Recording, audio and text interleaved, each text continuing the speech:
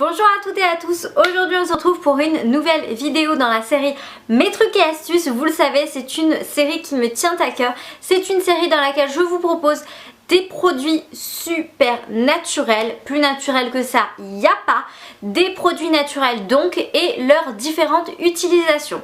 N'hésitez pas à aller voir les dernières vidéos Mes trucs et astuces que j'ai faites précédemment. Aujourd'hui on se retrouve pour vous parler de la fameuse huile de ricin ou aussi appelée la castor oil in English. So, l'huile de ricin, donc je vais vous présenter quelques utilisations que j'ai testées et bien sûr approuvées de l'huile de ricin. C'est une huile qui peut se trouver en pharmacie, parapharmacie et même en supermarché. Pour ma part, celle-ci est de la marque de Plantil. Je l'ai tout simplement achetée en supermarché, donc chez Assima. Vous pouvez aussi la trouver chez Margène, tout comme les supermarchés de France et autres. Elle ne coûte pas très cher. Moi je sais que j'avais payé à peu près dans les 50-70 dirhams, pas plus, pour une contenance de 60 ml, soit une misère quoi. Avant de commencer avec les différentes utilisations, il faut savoir que l'huile de ricin, comme vous pouvez le voir un peu dans la bouteille, c'est une huile qui est vraiment très visqueuse, assez grasse je dois dire, qui a vraiment une texture pas aussi liquide qu'on penserait pour une huile. Elle est assez visqueuse, il faut la choisir pressée à froid, il vaut mieux. Et elle peut également s'avérer être parfois difficile à appliquer, donc c'est vrai qu'il faut être assez patient pour utiliser l'huile de ricin. Donc on y va tout de suite, c'est parti pour les utilisations. Première utilisation testée bien sûr et que j'adore, c'est les bains d'huile. Vous le savez, je suis une grande fana.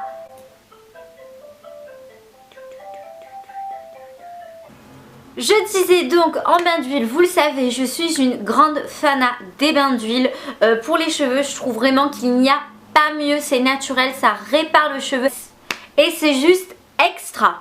Par contre, avant de vous expliquer comment j'utilise mon huile de ricin en tant que bain d'huile pour les cheveux, il faut savoir que l'odeur de l'huile de ricin est quand même assez persistante. Il va falloir faire par la suite pas mal de shampoing pour enlever l'odeur. C'est pas une odeur désagréable, au contraire, c'est juste que l'odeur prend un peu de temps à partir. Donc voilà. Alors moi comment je l'applique? Avant de me doucher, peut-être 1 ou 2 heures avant, j'en applique un peu sur la paume de ma main.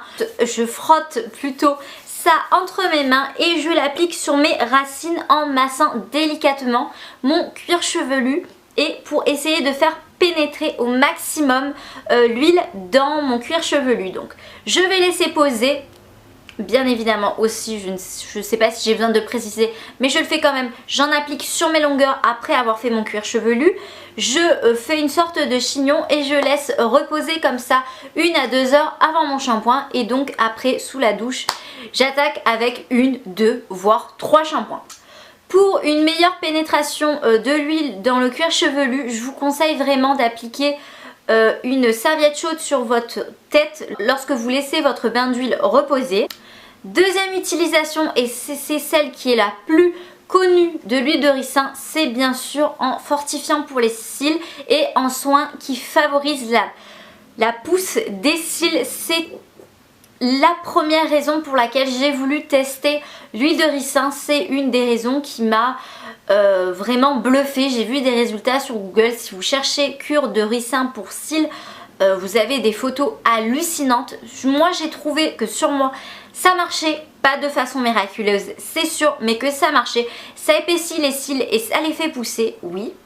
Donc tout simplement avant de dormir, vous prenez une brosse de mascara usagée, vous la nettoyez et vous l'utilisez, ou si vous avez tout simplement une brosse à sourcils, vous trempez votre produit dedans et vous l'appliquez tout simplement sur vos cils et vous dormez avec. Également l'appliquer en journée, vous versez quelques gouttes dans votre mascara habituel, ça va le rendre un peu plus liquide que d'habitude, mais ça ne fera pas de dégâts.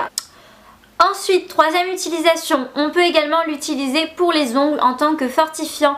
Donc comme d'habitude, je vous ai déjà présenté plusieurs huiles qui fortifiaient les ongles. Vous en mettez un peu sur les cuticules et vous massez sur tout l'ongle par la suite.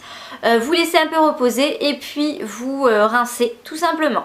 C'est pas mal de faire ça 2 à 3 fois par semaine. Avant votre manucure, vous laissez poser un peu l'huile 30 minutes, le temps que ça pénètre bien dans les ongles. Aussi, l'huile de ricin en 4e utilisation. C'est une huile qui est réputée pour le fait qu'elle favorise la pousse de poils. À partir du moment où vous appliquez quotidiennement cette huile sur une certaine zone, elle va augmenter la pilosité de cette zone-là. En général, on va dire que l'huile de ricin accélère la pousse des poils, elle les fait épaissir, vos poils poussent épais et non pas fins, ou elle allonge et fait épaissir les poils qui sont déjà sur la zone. Après, en fonction de ce que je viens de vous dire, vous pouvez appliquer cette huile sur des zones sur lesquelles vous aimeriez avoir des poils ou sur des zones sur lesquelles vous aimeriez que vos poils soient plus épais et plus robustes. 5e utilisation, et comme toutes les huiles, l'huile de ricin est aussi un très bon hydratant pour peau.